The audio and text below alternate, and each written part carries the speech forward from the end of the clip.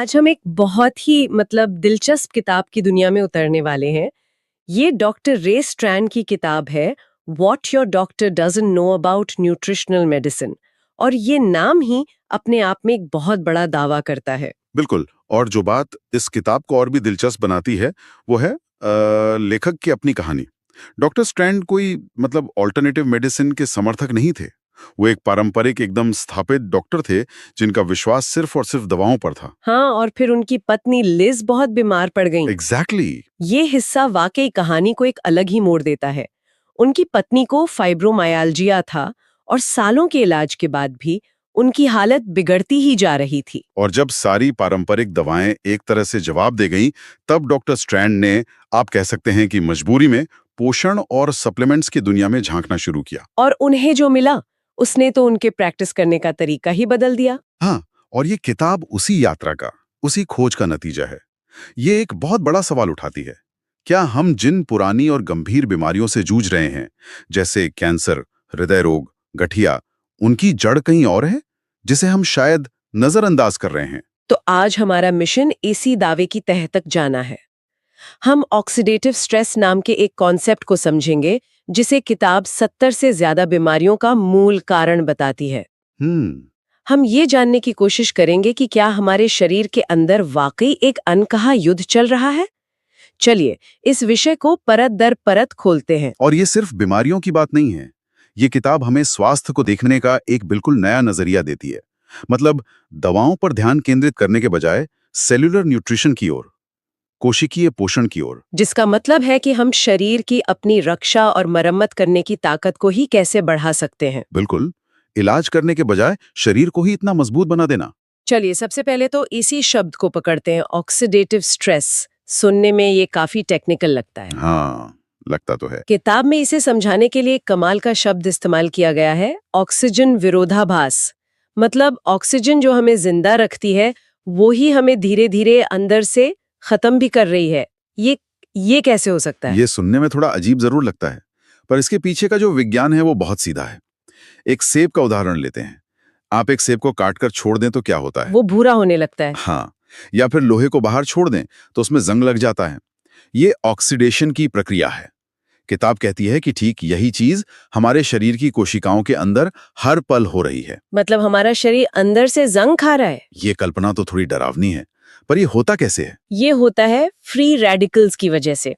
देखिए, जब हमारी कोशिकाएं ऊर्जा बनाने के लिए ऑक्सीजन का इस्तेमाल करती हैं, तो इस प्रक्रिया में कुछ ऑक्सीजन के अणु अस्थिर हो जाते हैं। अस्थिर। हाँ, बेचैन। इन्हीं अस्थिर बेचैन अणुओं को फ्री रेडिकल्स कहते हैं। इनमें एक इलेक्ट्रॉन की कमी होती है और अपना जोड़ा पूरा करने के लिए ये एक तरह से पागलपन में आसपास की स्वस्थ कोशिकाओं पर हमला कर देते हैं। और ये हमला कैसा होता है? वो क्या करते हैं? वो स्वस्थ कोशिकाओं से इलेक्ट्रॉन चुरा लेते हैं और इस छीना झपटी में कोशिका की जो बाहरी दीवार है, उसके अंदर के प्रोटीन और यहां तक कि उसके डीएनए तक को नुकसान पहुंचता है। बाप रे। इसी लगातार होने वाले नुकसान को ऑक्सीडेटिव स्ट्रेस कहते हैं। किताब में इसकी तुलना एक फायरप्लेस से की गई है, जो मुझे बहुत अच्छी लगी। फायरप्लेस? वो कैसे? सोचिए, एक फायरप्लेस हमें गर्मी देती है, आराम देती है, ये तो अच्छी बात है। लेकिन कभी-कभी उससे एक चिंगारी उछलकर बाहर कालीन पर गिर जाती है, एक छोटा सा छेद कर देती है। ठीक है। अब एक छेद से कोई खास फर्क नहीं पड़ता, लेकिन अगर ये सालों साल दिन रात होता रहे तो एक दिन पूरा कालीन इन छेदों से भर जाएगा, वो जर्जर हो जाएगा। समझी। तो किताब कहती है कि हमारा शरीर वही कालीन है और फ्री रेडिकल्स वो चिंगारियां हैं। ये फायरप्लेस वाली उपमा वाकई में डरावनी है। अगर हमारी कोशिकाएं लगातार इन चिंगारियों से जल रही हैं, तो हम अब तक राख क्यों नहीं हो गए? यकीनन शरीर के पास कोई अपना फायर डिपार्टमेंट तो होगा ही, है ना? बिल्कुल सही सवाल। और शुक्र है, हमारे शरीर के पास एक बहुत ही शक्तिशाली और स्मार्ट फायर डिपार्टमेंट है। इस सेना को हम एंटीऑक्सीडेंट्स कहते हैं। एंटीऑक्सीडेंट्स, ये शब्द तो हमने बहुत सुना है, खासकर हेल्थ फूड्स के विज्ञापनों में। पर ये काम कैसे करते हैं? इनका काम बहुत ही उदारता वाला है। जब कोई फ्री रेडिकल एक इलेक्ट्रॉन चुराने के लिए घूम रहा होता है, तो एंटीऑक्सीडेंट आगे बढ़कर अपना एक इलेक्ट्रॉन उसे दान कर देता है। अच्छा। जैसे ही फ्री रेडिकल को वो इलेक्ट्रॉन मिलता है, वो शांत हो जाता है, स्थिर और हानि रहित, वो न्यूट्रलाइज हो जाता है। तो ये शरीर की अपनी शांति सेना है, ये हमें मिलती कहाँ से है? हमारे शरीर कुछ बहुत शक्तिशाली एंटीऑक्सीडेंट्स खुद बनाता है, जैसे ग्लूटाथियोन। लेकिन एक बड़ी मात्रा हमें अपनी भोजन से लेनी पड़ती है, खासकर रंग बिरंगे फलों और सब्जियों से। Vitamin C, vitamin E, beta carotene, ये सब इसी सेना के सैनिक हैं। और ये सब मिलकर काम करते होंगे? हाँ, एक टीम की तरह। जैसे विटामिन सी पानी में घुलनशील है, तो वो हमारे खून और कोशिकाओं के तरल हिस्सों में फ्री रेडिकल से लड़ता है। वहीं विटामिन ई वसा में घुलनशील है, तो वो कोशिकाओं की वसा युक्त झिल्ली की रक्षा करता है। अच्छा। और सबसे कमाल की बात यह है कि वे एक दूसरे को रिचार्ज भी करते हैं। जब विटामिन ई एक फ्री रेडिकल को अपना इलेक्ट्रॉन दे देता है, तो विटामिन सी आकर उसे फिर से एक इलेक्ट्रॉन देकर लड़ने के लिए तैयार कर देता है। अरे वाह, ये तो एक बेहतरीन टीम वर्क है। बिल्कुल। तो अगर हमारे पास इतनी जबरदस्त रक्षा प्रणाली है, एक पूरी एंटीऑक्सीडेंट्स की सेना है, तो फिर समस्या कहाँ है? ये पुरानी बीमारियां क्यों हो रही हैं? इस संतुलन में गड़बड़ कहाँ हो रही है? गड़बड़ हो रही है हमारी आधुनिक जीवन शैली में। बिल्कुल। किताब के हिसाब से आज हम एक ऐसे माहौल में जी रहे हैं जो फ्री रेडिकल्स के उत्पादन को बेतहाशा बढ़ा रहा है। और हमारी एंटीऑक्सीडेंट्स की सेना इस बढ़े हुए हमले के सामने कम पड़ रही है। एग्जैक्टली। किन चीजों से ये हमला बढ़ रहा है? लिस्ट काफी लंबी है। सबसे पहले तो है मानसिक तनाव। जब हम तनाव में होते हैं तो शरीर में स्ट्रेस हार्मोन्स निकलते हैं जो फ्री रेडिकल्स का उत्पादन बढ़ा देते हैं। फिर है वायु प्रदूषण, गाड़ियों का धुआं, फैक्ट्रियों का धुआं और सबसे बढ़कर सिगरेट का धुआं। ये तो फ्री रेडिकल्स का एक सीधा हमला है। हर कश के साथ लाखों करोड़ों फ्री रेडिकल्स। हाँ, और हमारे खाने पीने का भी बहुत बड़ा रोल है। खाने पीने का मतलब प्रोसेस्ड फूड? हाँ, भोजन और पानी में मौजूद कीटनाशक, दूसरे रसायन, ये सब शरीर पर बोझ बढ़ाते हैं। यहाँ तक कि बहुत ज्यादा व्यायाम भी, जिसे हम अच्छा समझते हैं, वो भी अस्थायी रूप से ऑक्सीडेटिव स्ट्रेस को बढ़ा सकता है। क्योंकि ऊर्जा की खपत बढ़ जाती है। सही। लेकिन शायद सबसे बड़ा अपराधी हमारा खराब आहारी ही है। किताब में एक चौंकाने वाला आंकड़ा दिया गया है। 1970 में अमेरिका में लोग फास्ट फूड पर $6 बिलियन खर्च करते थे। 6 बिलियन? और साल 2000 तक यह आंकड़ा बढ़कर $110 बिलियन हो गया। क्या कह रहे हैं? सिर्फ 30 सालों में लगभग 20 गुना की बढ़ोतरी। हाँ, यह दिखाता है कि कैसे हमने पोषक तत्वों से भरपूर, एंटीऑक्सीडेंट से भरे खाने को छोड़कर प्रोसेस्ड, खाली कैलोरी वाले भोजन को अपना लिया है। तो एक तरफ फ्री रेडिकल्स का हमला बढ़ गया है और दूसरी तरफ हमारी ढाल यानी एंटीऑक्सीडेंट्स का सेवन कम हो गया है। ठीक यही बात है। जब फ्री रेडिकल्स का उत्पादन हमारी एंटीऑक्सीडेंट्स की आपूर्ति से ज्यादा हो जाता है, तो शरीर ऑक्सीडेटिव स्ट्रेस की स्थिति में चला जाता है। और जब यह स्थिति महीनों और सालों तक बनी रहती है, तो शरीर की अपनी मरम्मत प्रणाली, जिसे किताब में मैश यूनिट कहा गया है, मतलब शरीर की अपनी मोबाइल इमरजेंसी रिपेयर टीम। हाँ, वो भी थक जाती है और तब पुरानी गंभीर बीमारियां अपनी जड़ें जमाने लगती हैं।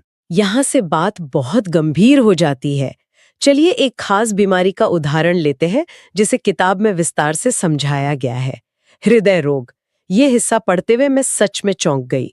दशकों से हमें यही बताया गया है कि हृदय रोग का सबसे बड़ा विलेन कोलेस्ट्रॉल है, लेकिन किताब का दावा है कि हार्ट अटैक के आधे से ज्यादा मरीजों का कोलेस्ट्रॉल लेवल बिल्कुल सामान्य होता है। हाँ, ये एक ऐसा तथ्य है जो पूरे समीकरण को ही बदल देता है।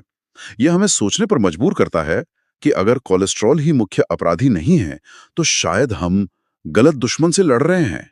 एक मिनट, ये बात तो पूरी धारणा को ही बदल देती है। मतलब दशकों से हमें कोलेस्ट्रॉल कम करने के लिए कहा जा रहा है और ये किताब कह रही है कि आधे से ज्यादा मामलों में वो वजह ही नहीं थी। तो फिर असली अपराधी कौन है? हम क्या मिस कर रहे हैं? किताब के मुताबिक असली अपराधी सामान्य एलडीएल कोलेस्ट्रॉल नहीं, बल्कि ऑक्सीडाइज्ड एलडीएल कोलेस्ट्रॉल है। देखिए, एलडीएल कोलेस्ट्रॉल, जिसे हम बैड कोलेस्ट्रॉल कहते हैं ना, वो अपने आप में बुरा नहीं है। शरीर उसे बनाता है और वो कई जरूरी कामों के लिए आवश्यक है। तो फिर वो विलेन कब बनता है? वो विलन तब बनता है जब फ्री रेडिकल्स उस पर हमला करते हैं। जब फ्री रेडिकल्स एलडीएल कोलेस्ट्रॉल से इलेक्ट्रॉन चुराते हैं, तो वो ऑक्सीडाइज्ड हो जाता है, ठीक वैसे ही जैसे मक्खन हवा में रखने से खराब हो जाता है। अच्छा। ये ऑक्सीडाइज्ड एलडीएल ही जहरीला और चिपचिपा होता है। यही हमारी धमनियों की दीवारों में जाकर चिपक जाता है और शरीर की प्रतिरक्षा प्रणाली को भड़काता है, जिससे सूजन पैदा होती है। और इसी सूजन से धीरे धीरे प्लाक बनता है। बिल्कुल, जिससे धमनियां संकरी हो जाती हैं। तो समस्या कोलेस्ट्रॉल की मात्रा नहीं, बल्कि उसकी क्वालिटी है कि वो ऑक्सीडाइज्ड है या नहीं, और यहीं पर एंटीऑक्सीडेंट्स की भूमिका आती होगी। निकुल, विटामिन ई, जो एक शक्तिशाली एंटीऑक्सीडेंट है, वो एलडीएल कण के अंदर एक गार्ड की तरह रहता है और उसे ऑक्सीडाइज होने से बचाता है। और विटामिन सी प्लाज्मा में एलडीएल की रक्षा करता है और विटामिन ई को रिचार्ज करता रहता है। ये तो एक बेहतरीन रक्षा प्रणाली है ना? और फिर किताब एक और संदिग्ध का नाम लेती है, जिसके बारे में मैंने पहले कभी नहीं सुना था, होमोसिस्टीन। इसमें डॉक्टर किल्मर मैकलेली की एक बहुत ही दुखद और दिलचस्प कहानी है। हाँ, ये कहानी दिखाती है कि कैसे कभी-कभी मेडिकल साइंस सही रास्ते से भटक सकता है।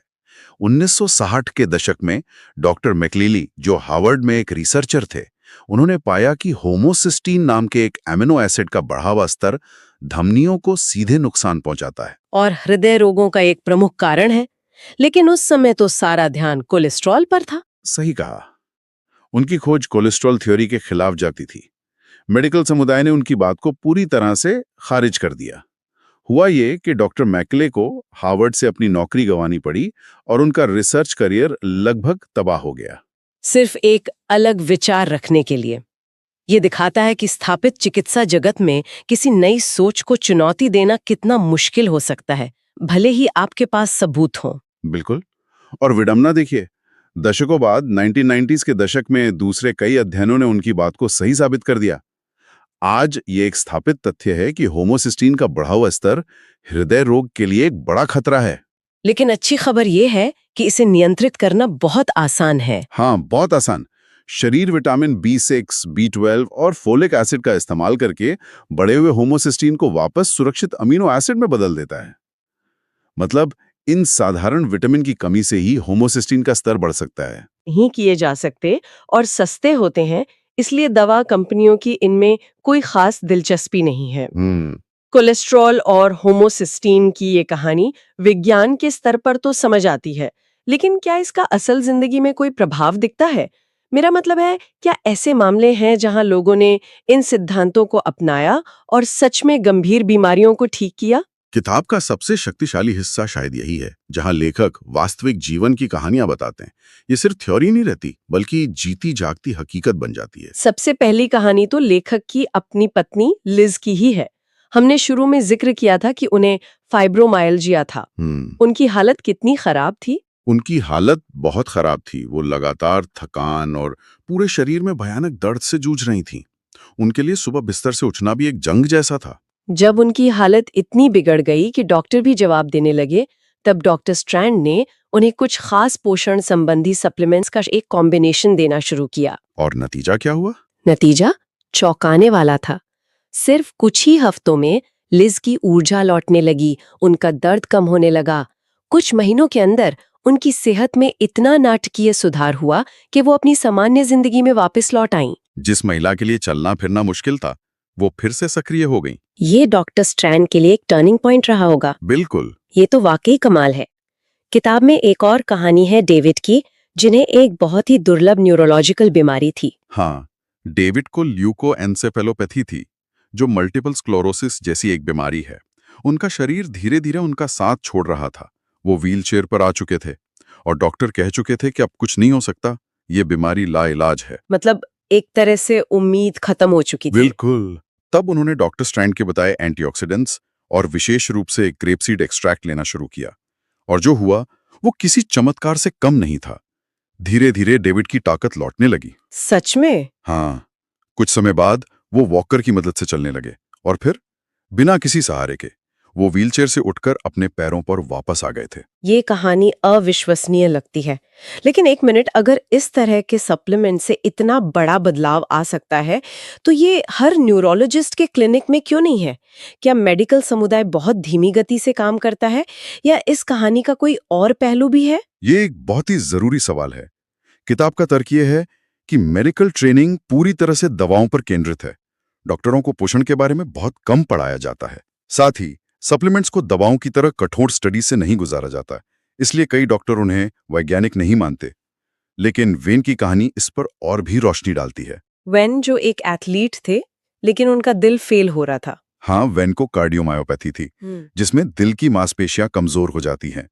एक एथलीट होने के बावजूद उनका हार्ट फंक्शन सिर्फ 17% रह गया था। सिर्फ 17%? हाँ, मतलब उनका दिल सामान्य व्यक्ति के दिल की तुलना में बस 17% खून पंप कर पा रहा था।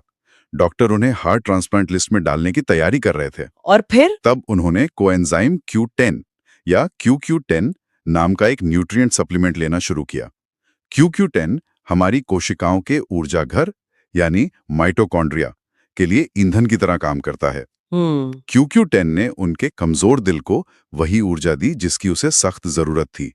कुछ ही महीनों में उनका हार्ट फंक्शन 17% से बढ़कर 51% हो गया। क्या बात है, 17% से 51%, जो कि सामान्य रेंज में है। हाँ, उन्हें हार्ट ट्रांसप्लांट की जरूरत नहीं पड़ी। ये तो जीवन और मृत्यु के बीच का अंतर है। किताब में कैंसर के मरीजों का भी जिक्र है। हाँ, किम्बली नाम की एक 21 साल की कॉलेज छात्रा का उदाहरण है, जिसे ओवेरियन कैंसर था।